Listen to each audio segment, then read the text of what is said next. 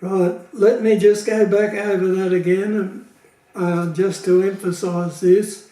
Beware of books, they're not God's word. Most people walk out of doctrinal balance with a book in their hand. I want to emphasise that. Remember that as our balance changes, so does our perspective. And it's important that we understand that. Those out of balance always claim the higher ground. And we need to have that clear in our mind too. But let's ask ourselves, does it matter all that much if we as an individual lose our doctrinal balance? Does it really matter? Well, yes, it certainly does. Each individual within the local church, if they are studying and pushing a certain line of teaching, will have a disproportionate influence on the church. Within the church, a local church, not everybody will be studying doctrine at the same time, and not everybody will be going in the same direction. But if somebody within the church is studying and they're pushing the doctrine that they've got, that will have a big influence in the church, a disproportionate influence. One person can greatly affect the church. And we need to understand that doctrinal balance is not a seesaw.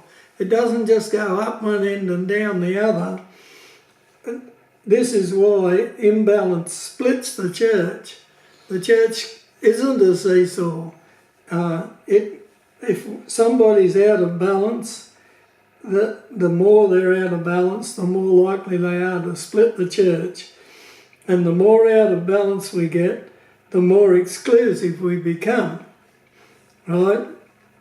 And when we come to the point where we say, well, look at that, I am just so holy, we know we've got way out of balance.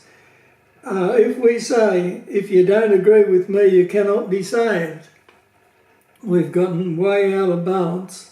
And just let's understand this. When we discover that we are out of balance, it's not so easy to come back into balance. The only way back is on our knees. And it's a difficult thing to come back into balance, particularly if you get a long way out of balance. It's very hard to come back and know that you are in balance. And then the end result of doctrinal imbalance is a paradox, right? We come to the point where Mr. Very Arminian meets Mr. Hyper Calvinist, and they shake hands with each other and they say, brethren, we are truly in balance at last. This is what actually happens. If we get so far out of balance, both sides of it will come together and say, yes, we've got it right, and both sides will be as far away from Christ and the Bible as they can get. And that's where an imbalance leaves us.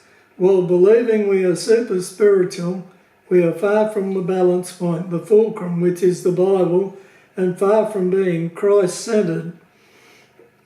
And that's the danger. We must aim for doctrinal balance, and we must strive for doctrinal balance. But how do we know when we've got it?